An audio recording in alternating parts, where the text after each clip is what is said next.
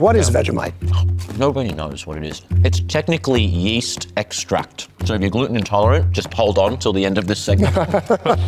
I'm Elijah Alexander, and this is the show where we get to know your favorite cast members one secret at a time. Don't worry, your secret's safe with us, as far as he knows.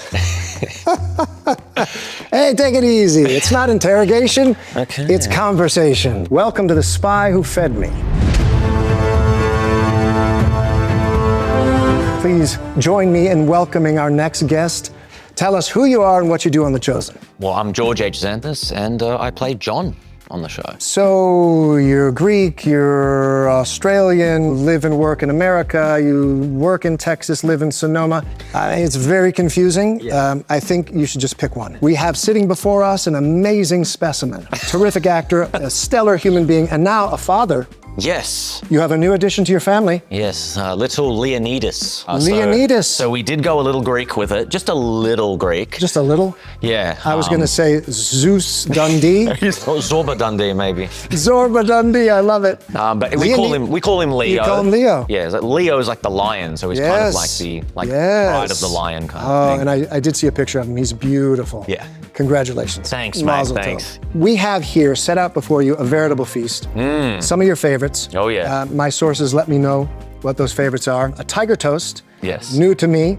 It's Vegemite and cheddar. We've got fried chicken and fries. Your favorite is? This looks like Raisin Cane's to me. Please indulge. Help Thank yourself. you, but there is actually a And you can eat while we talk. And talk while we eat. I'm so glad I have this one. I was starving. How do we say to your health in Greek? Stinigiamas. Stinigiamas. Or you just can say yamas. Yamas. Yamas. Yamas. Yamas. Interesting about this is it's Mexican cola. Yes, it is. So this actually just has cane sugar in it. Blows your mind, doesn't it? But that's why I always get Mexican Coca-Cola, because it has the cane sugar, because I don't think they put the corn syrup over there.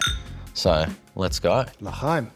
Tell me what tiger toast is and why it's called tiger toast. So this is really cool. I don't know how you guys found out about this, because I don't know if I've told anyone about that, but Have you heard I'm a spy? I have people in the field working for me. this is from, so it's got Vegemite on it. So the black stuff on the back is Vegemite, which I absolutely love. I could eat it by the spoonful. And obviously it's on bread. But what you do is you put slices of cheese on it and you put it in, we call it a griller, but you guys call it a broiler, where you kind of grill it from the top. This was actually an invention of a show on Australian TV called Play School. Well, they did a lot of fun stuff for kids. It was like a morning show, but they tried to make fun food. So this was supposed to feel like you're eating a tiger. That sounds really, that sounds kind of mean. I see, because of the color. So then we have, to top it off, Ben & Jerry's. Why Ben & Jerry's? Milk and cookies. Cookies and cream, milk and cookies. It's like, it's a flavor that kind of exists in Australia, but you guys do it so well here because of like the whole Oreo cookie kind of thing. We don't have I think our cookie game in Australia is kind of simple. In Australia, we didn't have Oreos at one stage, so it was kind of like a novelty to get these cool American cookies. So the fact that it's kind of like at every ice cream store here, it's more of a novelty back home. Did you want to try some tiger toast? Yes, I do. What is Vegemite? Nobody knows what it is. It's technically yeast extract. So if you're gluten intolerant, just hold on till the end of this segment. And the cheese kind of just takes that edge of the Vegemite off. And then the toasty sourdough bread, love it. Yeah, it's sour.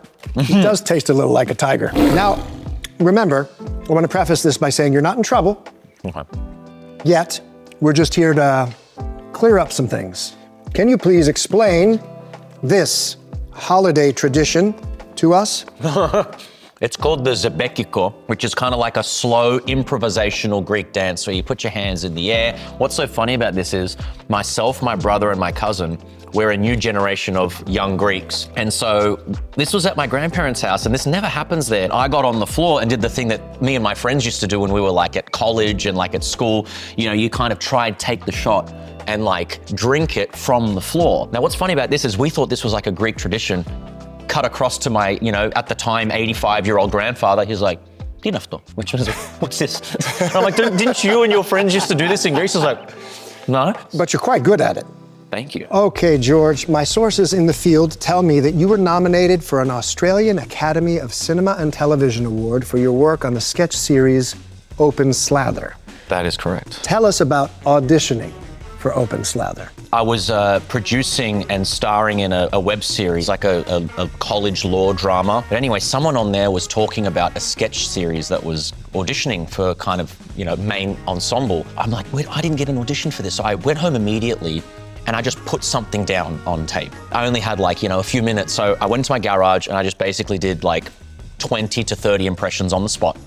Got the tape, sent it to my agent, said, don't worry about what this is. There's a sketch series filming in Melbourne, send it to them. And then a week later, we got a response back saying they loved it, they want to see you. And I was like, whoa, talk about out of left field. So to all the young actors out there, go get it. It's not going to come to you, you have to go to it.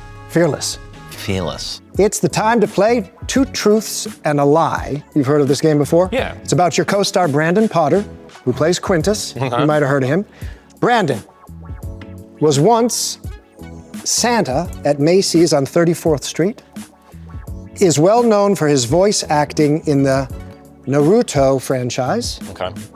and spent a summer working as Smokey the Bear at Yosemite National Park. Oh, God, you've given me Which hard one's the one. lie? I know Naruto's true.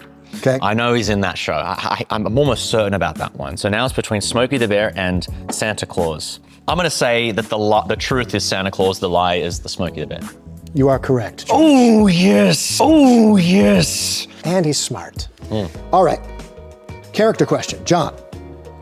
He's a very complex character. How would you describe John, his strengths, his deficits, and his trajectory? But what the writers have done so well with this character is they've noticed it's way cooler to see somebody with fire and someone who is a little bit obnoxious turn into somebody who ultimately becomes someone who is quite a calming presence. But we don't meet him at that stage. We meet him as a son of thunder. It's way more interesting to be able to contain all of those feelings of, John being competitive and he's basically just the honor student. Jesus recognizes that. He recognizes that passion in John, and he knows that John has the potential to be compassionate. And that's what Jesus is trying to teach him to surrender. Surrender that ego part. Don't ask for titles. Don't ask to sit at the left and right hand. Tap into that compassion. I love it. I love it. Beautifully said. Yeah, the ego becomes a prison, right? And so when we're freed from and of our ego, it's like being set free. That's where it's great with our show. That's what you want the audiences to tap into and to relate to.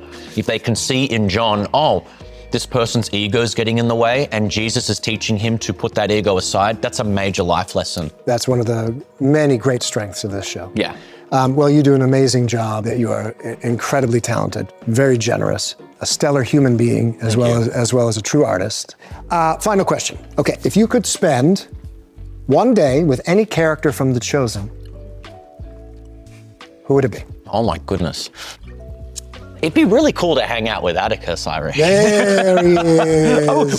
We don't get any. This would be really cool. I challenge the future direction of the show. Is there a way John and Atticus can brush up against each other somehow? It would be my honor to share the screen with you, Yeah. to spend a day with you. I do think it might be a good idea to get me an invite Okay. to this big dinner party thing. Okay.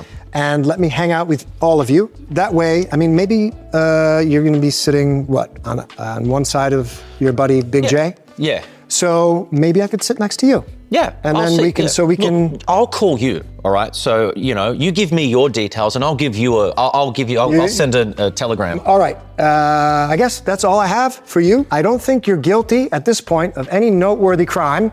And one more little bit of advice. Okay. Sort of off the record. Just because you are a character doesn't mean you have character. He's not gonna call me. Rightio. He's not calling me. On that note, I'm Okay. gonna take my tiger toast and my chicken. Yeah, all right. Thanks for coming. Thank you so much. Thank you for By the way, sharing. Thank you for sharing. This was amazing, and thank you so much for all this stuff. Cheers, mate. Cheers to you. I love you. Be well. Do you want me to have someone see you out, or Yeah. can you find your own way? A bodyguard or something? There's a gift bag on your way out with some Roman swag, some pictures of me. Yeah. Well, that's a wrap on another episode of The Spy Who Fed Me. So, until next meal, stay hungry, my friends. Arrivederci. Make sure he gets my number, somebody. He's not gonna call me, is he?